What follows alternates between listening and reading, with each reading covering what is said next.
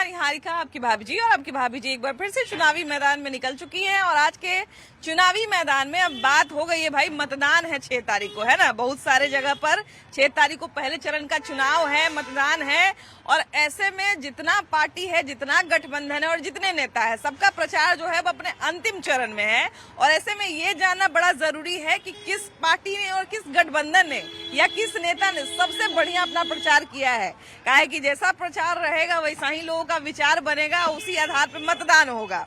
तो जरा जानते हैं लोगों से और तब देखते हैं कि भाई किसका पलड़ा इस बार भारी है। काहे कि चुनाव का समय आ गया, अब तो लगभग चुनाव अपने अंतिम समय में आ गया है ना।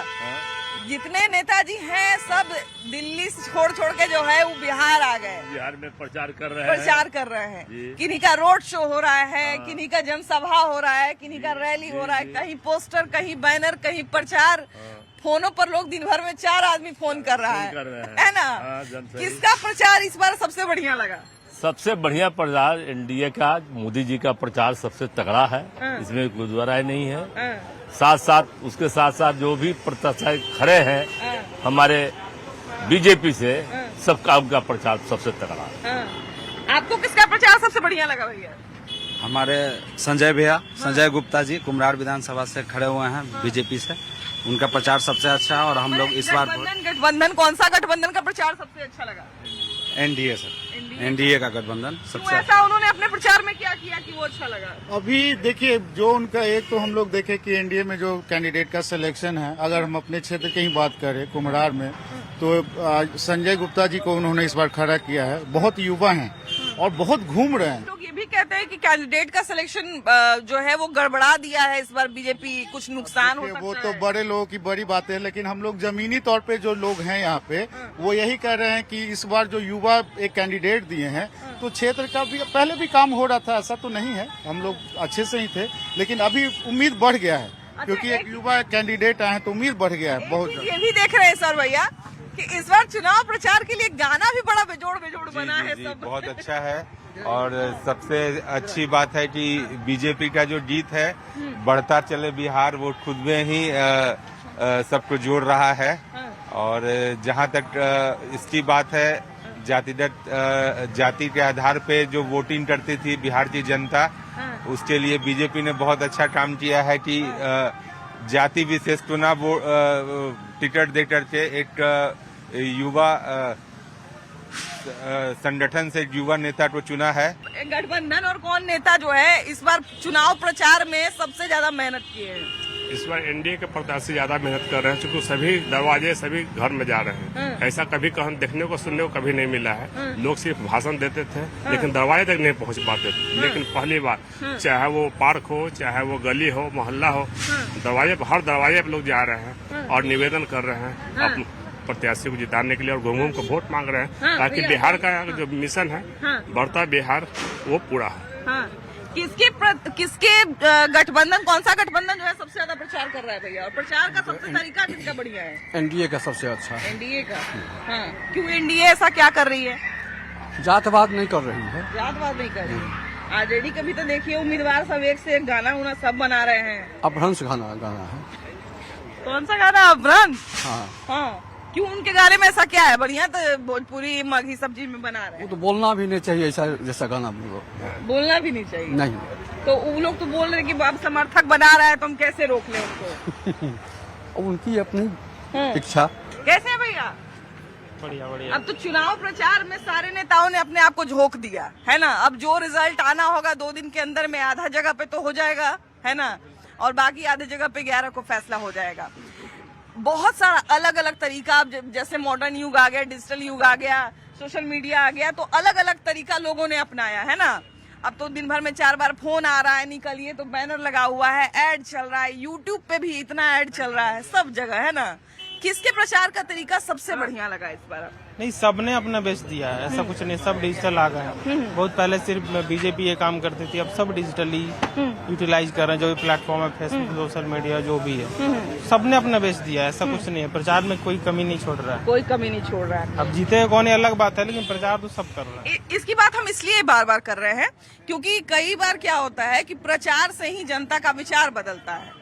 कौन अपनी बात को कितने अच्छे तरीके से रख पा रहा है, इसी से जनता लुभाती है। नहीं, जनता अब उतनी बेवकूफ भी नहीं रहेगी, सिर्फ प्रचार पे ही चली जाएगी।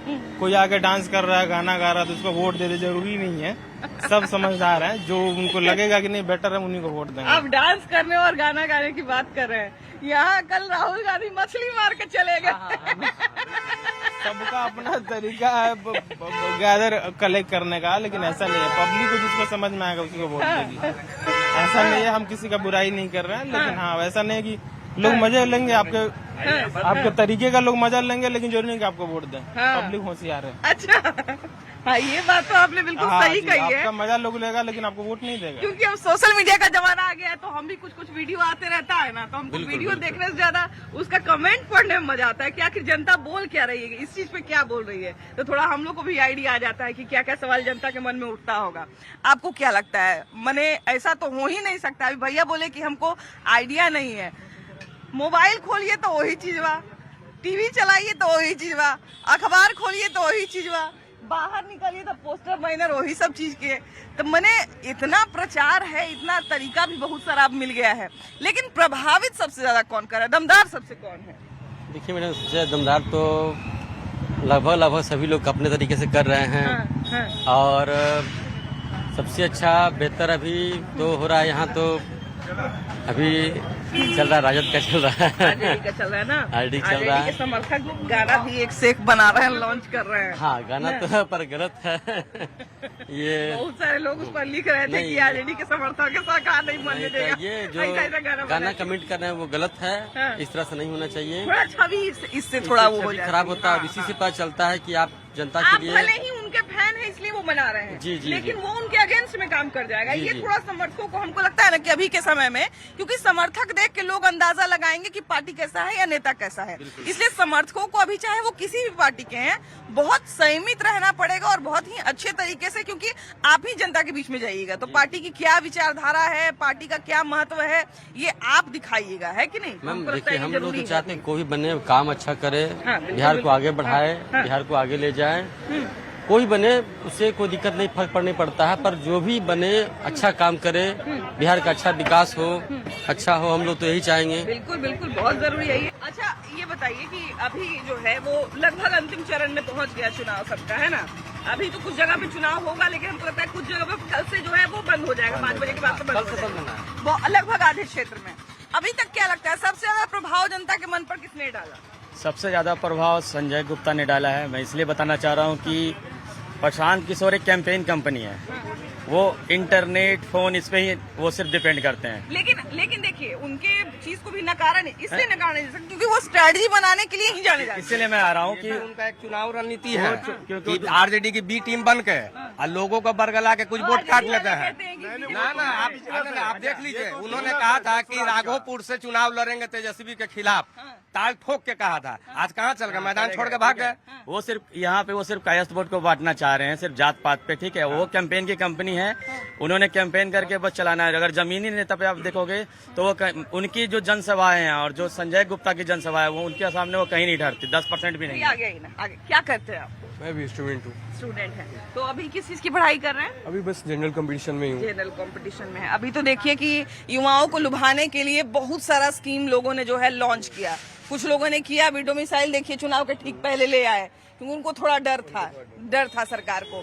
अभी डोमिसाइल को पूरा तरीके से लागू करने का जो है इन्होंने कह दिया तेजस्वी यादव। उसके अलावा तेजस्वी यादव के मैनिफेस्टो में जॉब के बात पर इतनी चर्चा हुई, बहुत चर्चा हुई, और इसलिए भी चर्चा हुई क्योंकि बिहार के बजट से वो बहुत ज्यादा ऊपर निकल रहा था। तो एक तरह से कहा जाए कि ये भी उनके मैनिफेस्टो का हिस्सा था। वो थोड़ा एजुकेशन, ये संभव है मैम वो सीधा है कि जो तेजस्वी जी बोल रहे हैं वो संभव है। तो वही तो हम कह रहे हैं। वो संभव है कि वो हर घर में एक युवा को नौकरी देंगे, वो संभव है। जो संभव नहीं वो क्यों बात करते हैं? मैं एक तरह से तो ये सबसे बड़ी बात है बात हो गई है ना, ये धरातल से उतरेंगे तब ना उनको पता चलेगा कि हर घर में वो नौकरी दे दें। सबसे बड़ी बात है कि उनके पास खुद का उतना वो एबिलिटी नहीं है कि वो सरकारी नौकरी के लिए अप्लाई कर सके। तेजस्वी यादव जी को वो क्या हमको नौकरी, उनसे ज्यादा पढ़े लिखे हम, और हम घूम रहे हैं अभी लाइब्रेरी के चक्कर काटते हैं, पढ़ाई कर रहे हैं। क्या बात कर रहे हैं? तो लग रहा है कि रोड पे सोना का एक लेयर भी बिछवा देंगे। जो हर आप दूर दराज गांव में जाइए, क्या हर घर में पढ़ा लिखा भी है? नहीं है पढ़ा लिखा, किसको उठा के देंगे सरकारी नौकरी? और कितने को सरकारी नौकरी दे देंगे? इतना उनके बिहार का पूरा बजट नहीं है जितना वो सरकारी नौकरी का बात कर रहे हैं। एबल भी तो होना चाहिए। एबल भी तो होना चाहिए ना, हर कोई तो एबल भी नहीं है उस हिसाब से।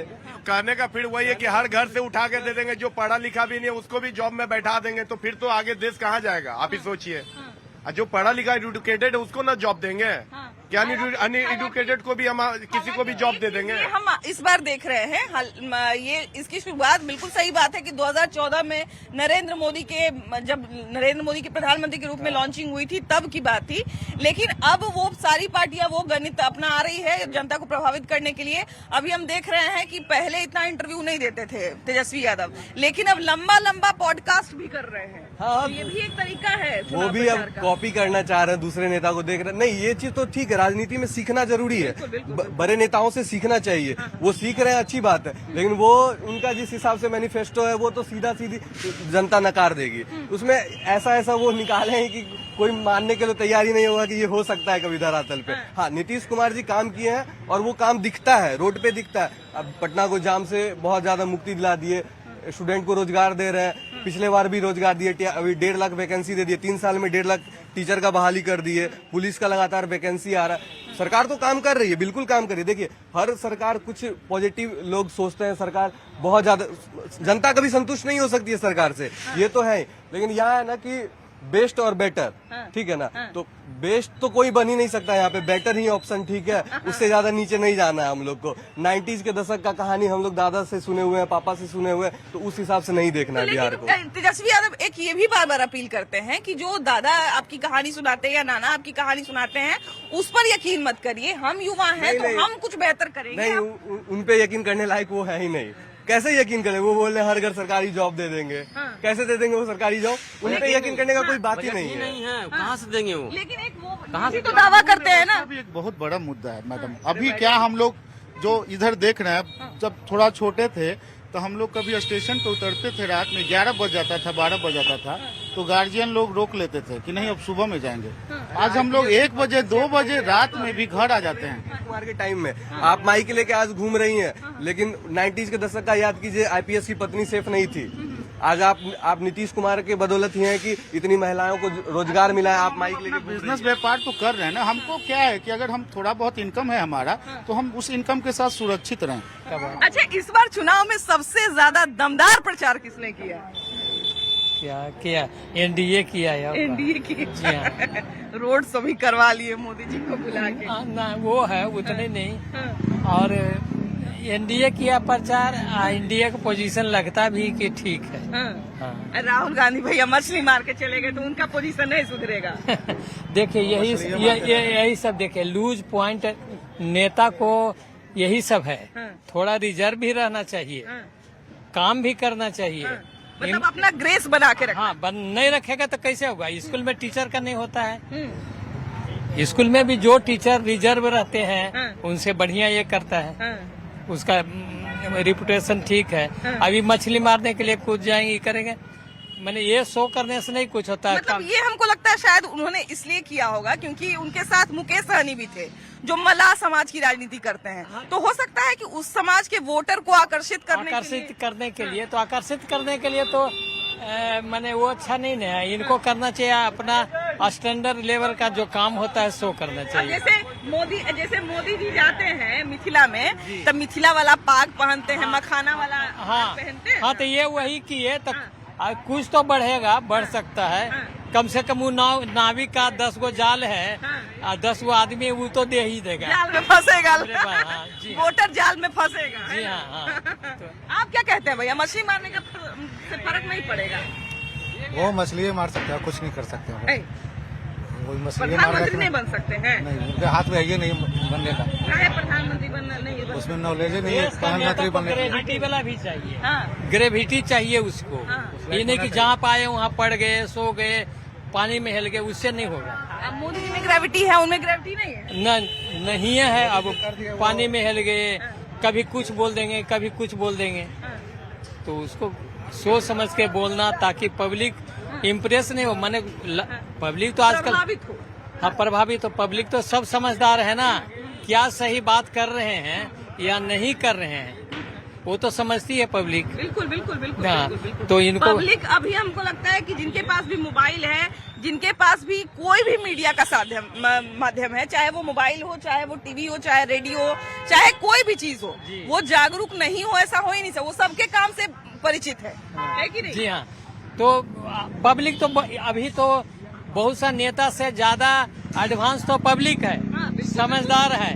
वो समझ जाता कि क्या कह रहे हैं, हमको क्या करना चाहिए। बैनर पोस्टर जो लगा हुआ है उसमें देख रहे हैं कि जो काम करने का वादा कर रहे हैं वो भी अपना दिखा रहे हैं कि हम इतना इतना वादा कर रहे हैं, आपको इतना इतना काम करेंगे। जो कर चुके हैं वो भी दिखा रहे हैं कि हम इतना इतना काम कर दिए, है ना? किसका प्रचार सबसे बढ़िया लग रहा है इस बार? मोदी जी का। मोदी जी का कल देख लिए नाला रोड में, आदमी कल देख लिए क्या अच्छा मोदी जी का क्या क्रेज है। राहुल गांधी टक्कर लेंगे, तेजस्वी टक्कर लेंगे उनका, देख लिए। मोदी मय है, मोदी मय हो गया है पूरा।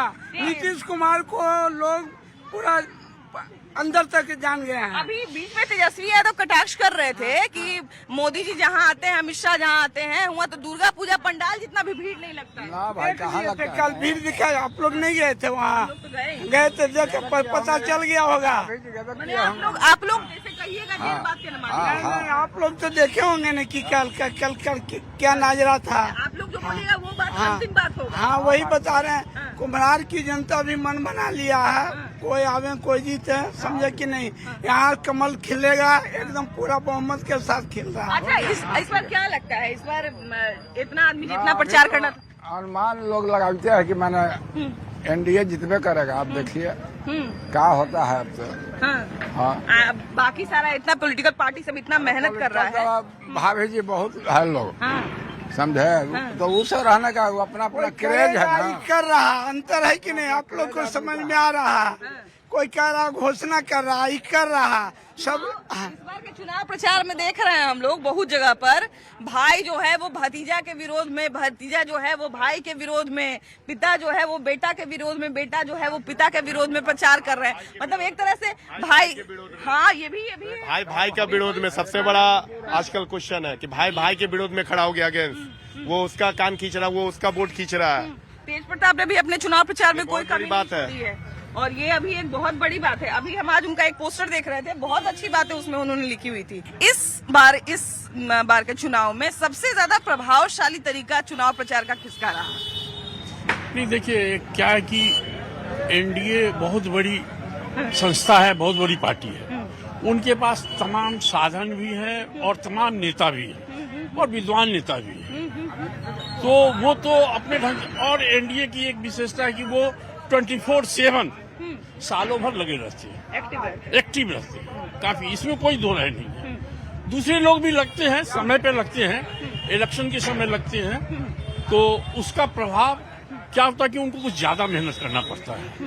और ये चूंकि 24/7 लगे रहते हैं अपने कार्यक्रमों से, चुनाव प्रचार से, बड़ी संस्था है, तो प्रभावित तो यही करते हैं। आपने एक बहुत अच्छी बात कही कि बड़ी पार्टी है, इनके पास शख्सियत बहुत ज्यादा है, इसीलिए स्टार प्रचारक की संख्या बहुत ज्यादा है। बड़े से बड़े लोगों को, पवन सिंह जैसे स्टार नेता को जो है वो, स्टार गायक को जो है उतार दिए बहुत सारा। हमको लगता है कि आज शायद उनका वैशाली में भी एक रोड शो है। तो तरीका मने बढ़िया उनका रहता है इसलिए भी क्योंकि उनके पास लोग ज्यादा है ना। लेकिन बिहार में वो संघर्षरत है ना। बिहार में उनको जो है वो अभी बहुत संघर्ष करना पड़ रहा है, इसलिए भी क्योंकि बिहार में वैसा वोट बैंक या वैसा समीकरण है जिसमें उनको संघर्ष करना पड़ रहा है। किसी न किसी, एक तरह से कहा जाए कि नीतीश कुमार के सहारे चुनाव, एक तरह से उनके सहयोग से या सहारे जो भी कह सकते हैं, लेकिन लड़ रहे हैं। तो इसलिए बिहार में प्रचार का हमको लगता है कि तरीका भी शायद कुछ न कुछ अलग अलग हथकंडा जो है उन्होंने अपनाया है। पेंशन के माध्यम से कह सकते हैं या राशन के माध्यम से कह सकते हैं। नहीं, देखिए एक चीज बताते हैं, ये जो फ्री बीज वाली बातें हैं, हाँ। आप देखेंगे तो सबसे पहले मैं अगर आपको बता दूं तो ये आज जो इंडिया गठबंधन है, इन्होंने ही शुरू किया था पूरे देश लेवल पे। बाद में ये लोग भी आ गए हैं। आप इस इलेक्शन से पहले आप देखिए, इनका इस तरह का डायरेक्ट प्रलोभन नहीं था या ये सुविधा नहीं थी। लेकिन जनमानस के अंदर जो बातें लगती है, लेकिन मैं आपको एक चीज और रिमाइंडर करता हूँ। 24 के चुनाव, ये पिछली वाली जो लोकसभा चुनाव था, जैसे प्रधानमंत्री 6,000 रुपये साल के देते हैं 3 किस्त में, राहुल गांधी ने 75,000 रुपया का वादा किया, लेकिन लोगों ने उस पर भरोसा नहीं किया। लोगों ने भरोसा नहीं किया, तो एक भरोसे की भी बात होती है। मतलब राष्ट्र लेवल पे वो स्कीम नहीं चली। और ये चली। और एक भरोसे की बात होती है। आप जो भी बोल रही है, हर लोग अपने अपने में सब ठीक है, मैं सबको ठीक बोलता हूँ, लेकिन पिछले 20 वर्षों में नीतीश कुमार जिस भी गठबंधन से दोनों से जुड़े, लेकिन इन्होंने काम किया है। चलिए, तो सरकार मिला जुला के यही बात निकली कि सरकार चाहे किसी की भी रहे, लॉ एंड ऑर्डर मेंटेन होना चाहिए, हमारे लिए रोजगार के साधन मुहैया होने चाहिए। और बाकी रही बात प्रचार की, तो सबने अपने अपने प्रचार में जो है अपने सभी नेता और स्टार प्रचारक को झोंक दिया है, सारा संसाधन का इस्तेमाल कर लिया है। अब देखना ये है कि रिजल्ट किस ओर जाएगा। अब हम लोग देखेंगे तो आपको भी दिखाएंगे। बाकी कैमरा पर्सन संत के साथ आपकी भाभी जी, बाय बाय।